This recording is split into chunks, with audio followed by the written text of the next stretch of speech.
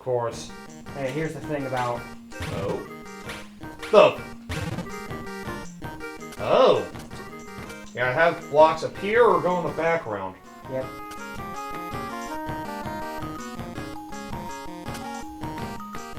Oh man, I'm trying to find that list I found last time. I'm trying to look up the rest of the whole thing of the, some of the worst, like, tropes that there are in, like, gaming and things in general. Yeah, now I can't find that list. Son of a bitch. Oh, wait. I hate that I can't find it anymore.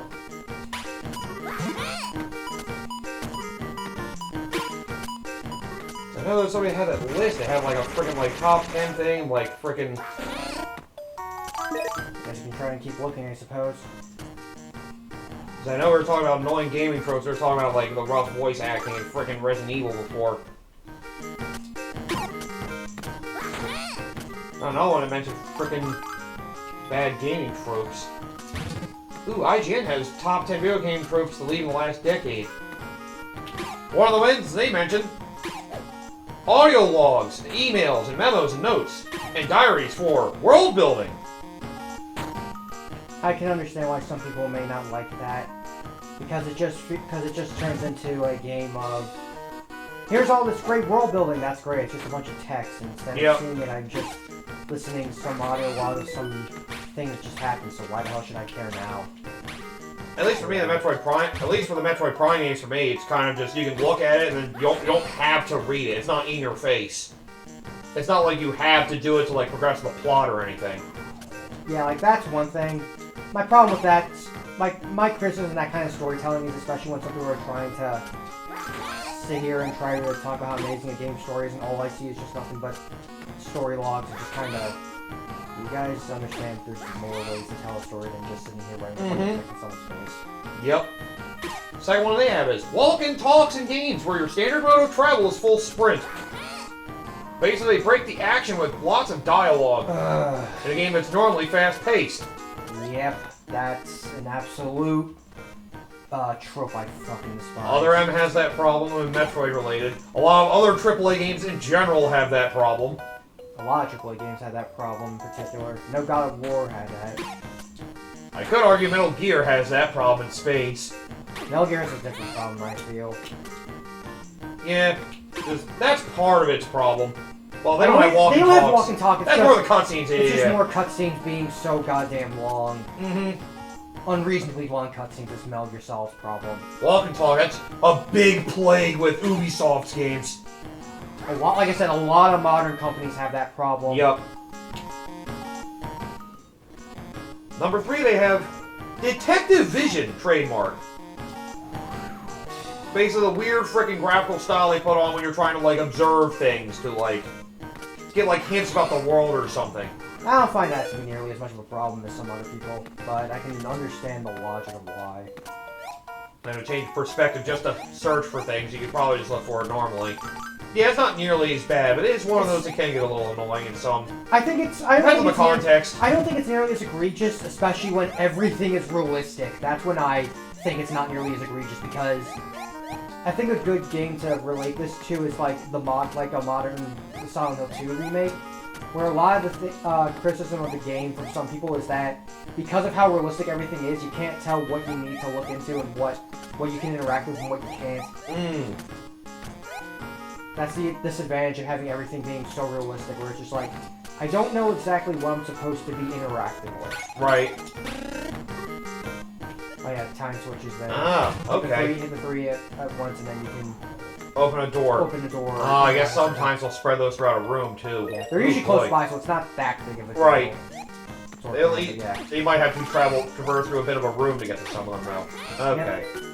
There's the key, and... Number 4, this is why you definitely agree with it. A lot of AAA games, especially big RPGs, like to do. Lockpicking, cooking, hacking, and menial mind games. Yeah, I agree. Mini games, yeah. Yeah. I know that's one of the infamous things, one of the only things people really hate about Skyrim. The lockpicking. And how RNG it can sometimes feel. Yeah. Anything that has a cooking minigame that takes like minutes, like a minute to do every time you gotta make a meal. Like, ugh. You can't just let me... The hacking one. That one's a little more forgivable than the others, but still, depending on what they have you do constantly. In a way, that would be like complaining about the things with, like, hacking through some of the doors in the Ratchet & Clank games. I mean, I'll agree to that as well. I think there is a criticism. I have a criticism of that as well.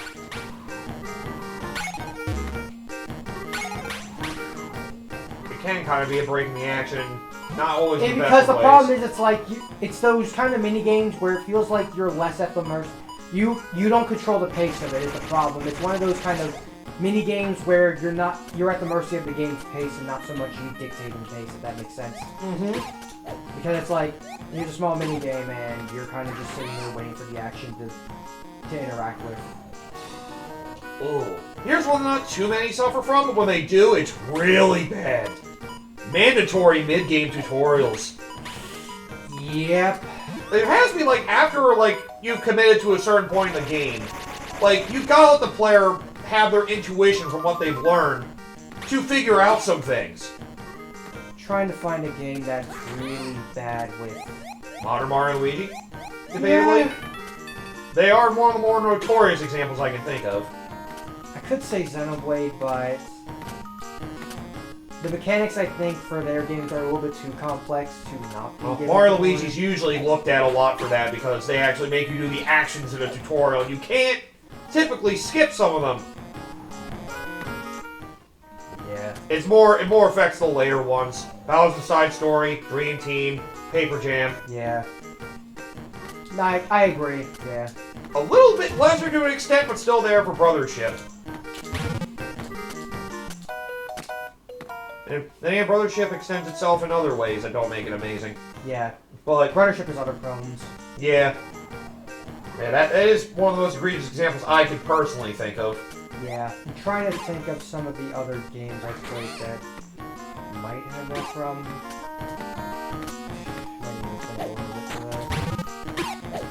I was almost going to say Mega Man. There's nothing that does that. Mega Man does nothing like that. I was like, the closing you have is like, I was going to jokingly say, what if you had to get a tutorial for every new weapon you use? But then again, you could literally just get out of that. And literally shit, just you. And that shit's like only like 5 or 6 seconds. You're gonna complain about that. Yeah, that's a big nothing. I think that speaks more about you in that one. Yeah, so that's a big nothing in comparison. I'm trying to think about some other games I played in relation. Ah, another AAA gaming problem. Number 6. Slow-ass hand-over-hand climbing segments. They always love you scaling mountains and frickin' make it slow as balls. I extend not even just like slow climbing stuff, but just slow transportation. Yeah. Where it feels like the act of exploring the world just feels like it's too damn slow for its own good. Yep. Well, that's another problem you've always had with overworld games. Being just a regular human going around with no real tools, just walking around. It's realistic, yes, but it's not fun in my opinion. Yep. You heard my shtick on it long enough. Oh, shut up. Okay, this one isn't as bad as some of the others they mentioned, but I can see some merit in this one. Number 7. The end game that kicks your ass in the first 5 minutes and disappears for 30 hours. I can see why some people might not like it because, you know... Ooh, you just got it! Ooh, oh! May as well retry so you don't burn life. Hang on. Back. Yep, I was gonna say. I ain't thinking of life, so I guess it's not too big a deal. But yeah, it depends on the game. I'll say... I don't mind it too much. In short games like Metroid games, it doesn't really feel like that big a deal because, like... When a game's short, I don't think it's not that big of a problem because, you know... Especially when their presence they at least, like, mention every once in a while. Yeah. But for long games, I kind of like to see my villain do something, otherwise it's kind of a... Yeah, that'd be like having a big RPG where basically get to watch yourself basically lose the power of the villain and cast aside. They have to do a bunch of other shit without seeing anything what they're doing other than their minions being around. Or some some random plot twist like it's Disney or something where it's just, oh, it turns out the real villain is this random person that never really had any time to be established as a character. What? You think I'm going to be alluding to something? You're fucking crazy. Army almost wanted to say Golden Sun for a second. But then again, you are usually following them around a good bit. Well, in Golden Sun, they're always actively at the forefront, so... Yeah. I was jokingly saying Super Hero Mario. Oh, yeah. you only basically get to, other than the henchman, you just see Black just sitting in his lair the whole time, just be like, yeah, you guys go do this. Oh god, where's my love? Yep. And then fucking Dementia from out of nowhere, like it's supposed to be something important. Yep. Oh, it's a horrible twist. Number 8! Ooh, one of your least favorite things in AAA gaming. You might be able to take a guess before I even say it. Something to allow you to use better tools, shall I say. Using other materials you found. Oh yeah, endless crafting. Yup, crafting. Oh, gotta love when AAA games force grind into them, too. Yep, arbitrary, resource management. Because that clearly is needed for every single game. Like I said, I like it in survival horror games when everything's limited, but in giant open world games where you have all the space in the world and time to breathe, it just... Yep. It comes off as just irrelevant. Yeah, probably, it feels like a lot of Because I logic, it's like, well, you can still, think about, you have to be thoughtful about how you use your abilities. Well, I'm in a giant open world. If I see an enemy right in front of me, especially if it's a trash mob, what's stopping me from just walking away? I'll say there's one thing, one of the problems I had with Xenoblade 1 in particular. Yeah, one in particular definitely had us the roughest when it came to that probably is the worst of the grinding stuff for, like, getting, like, a lot of those, whatever those... The gems. Yes. I know one... I didn't mind it at first. I didn't mind it, but on a replay, especially comparing it to 2 and 3, I am glad they got rid of that. Yep. I am definitely glad they got rid of that. The worst part of that for me was the reason I stopped trying to go after the super bosses. Because you had to grind to get particular ones to get around their frickin' spikes. Such as the instant death spikes. Yeah, I'm glad they got rid of that shit in 2 and 3. Instead of just became a grindy fight, you had to actually, equip yourself very well. And you also know how to mechanically play the game. Which... Yep. Is I think it's a pretty fair trade. Yep, I agree. And I think God does Xenoblade. I at least done it for 3. I want to go back and do it for 2 one day. Yeah, I only got through, like, some of the super bosses. I did the super bosses for 3 and the 3 DLC. I want to try and see if I can do it one day for... I didn't do it for the DLC, I did it for the main game. Funny that last one was a pain in the ass. There was a bit of grinding for the DLC one as well. Yeah. But maybe I'll do it one day for 2. Yeah. I want to go back to I know I, unlocked where the last one was, like, that crystal thing or whatever. Yeah. That's all I was like, well, how, like, you know, it's funny because I actually... Rank 32, I was like, nope! I'm out! I remember, that was one of the first things I did, and I was like, oh, I probably should not be fighting this. Yeah, it was I'm gonna fucking go. And then it aggroed you, you're like, nope, alright, I'm out. I'm like, I should not be here. I'm at like level 60, I'm not ready for this! Like... Oh, just get that one perk that allows you to, do more damage because you're at a lower level. There's only so much that can do. Yeah. Number 9. Ooh, another big one you hate. Unskippable dialogue. Or dialogue you can skip, but you have to use the interaction button. So you immediately respond to the first dialogue option instead of the one you want. Yeah, I hate that stuff. And you have to skip dialogue in games when they have dialogue options as well. That makes it worse. Yeah. Like, if it was just a cutscene skip, that's one thing. But having to, like, do it with dialogue choices, ugh, that's even worse. And make it go on so long where you have to make it, ugh. Looking at you, Mr. Owl. You fuck. We're not great at time. Oh, good boy. Yup. You can't skip his dialogue. You try to blaze through it. The one time you do that, only one time, which is like the second time you interact with him, they do the fucking flip of the yes-no. Fucking piece of shit. Number 10. I can definitely agree with this to a certain point. Repair mechanics, relationship maintenance of any kind, really. Basically, micromanagement of... Yeah. Yep. Like I said, if the game is focused around that as mechanics, then I don't mind it. But when there's like 50 different mechanics and that's an additional mechanic, it kind of just... It can tell when it feels like it's... just arbitrary, if that makes sense. Arbitrary, yeah, that's the word I'm looking for.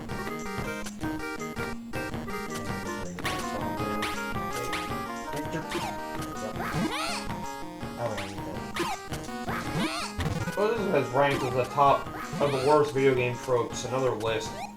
Okay, yeah, I can agree with this to a point. Number 5, impractical outfits. I feel like it's more going after a lot of the skimpy outfits, a lot of Japanese games. I think that's more of the skimpy outfit thing. I mean, I know we know it's just for the fan service. I know it's strictly for the fan service and stuff, but I know a lot of people it's immersion breaking. Yeah, I get it. I mean, you know, it's there for people that want it.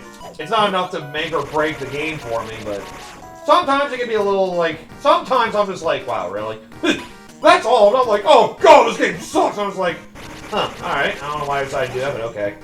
Yeah, that's more of a, I understand why some people might, yeah, it's more of a, I understand why some people might not like it, but I don't think it's nearly as big of it. Like I said, there are things I put a game under that's a priority for me. Number 4, they have another big Ubisoft thing. Crow's Nest Cartography.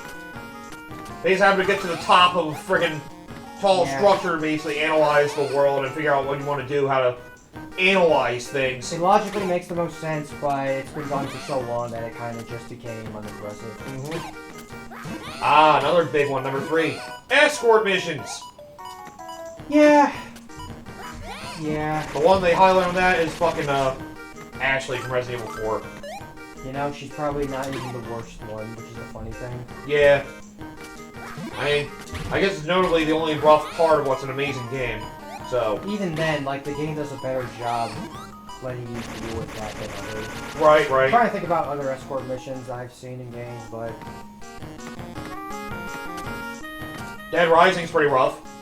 Dead Rising, yeah. Because you have a lot of those, and they can easily die. And that's very emphasizing. They can easily die, their AI sucks. Yeah, I think Dead Rising would be a better one I'd point to. Ashley from Mario 4, I would definitely say, is not nearly as bad as... Yeah, I know sometimes you're trying to fight something, you can get in the way. And it's like, I honestly never had it that bad, personally. I see some clips, people trying to do things like, you're starting to shoot a zombie, then all of a sudden she'll just walk in your line of sight. It's like, what are you doing?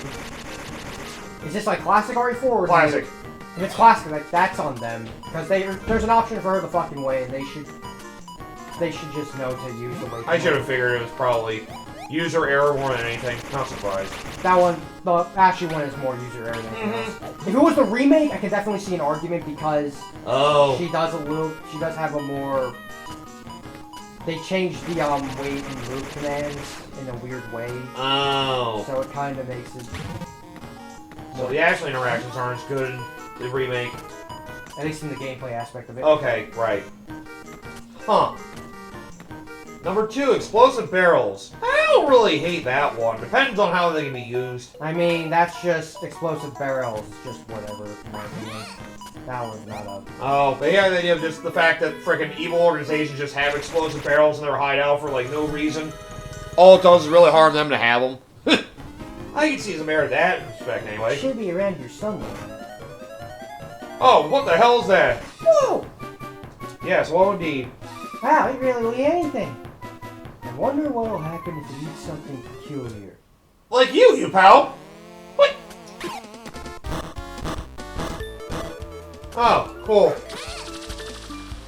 Okay, so just make it eat enemies. Yep. And watch out for meteors. Okay, this boss seems simpler than the last one. Yeah, honestly, I think the second boss is probably one of the harder bosses in the game. Yeah. This one's pretty predictable. Only thing is just making sure. Right. Notice him in the background. And they literally tell you which one he's covering. Okay, wow, that's... Like I said, this is... Wow, I would have at least expected you to have to, like, look and react. Not literally being told where it's coming from. That's... Yeah, this one's kinda... Yikes. I feel like the easiest boss so far. At least the first one felt like you had to, like, deal with some weird, like, avoiding his melee attacks. Okay, they didn't show it for that one. Which they did for all the ones, but hey. Wow. Yeah.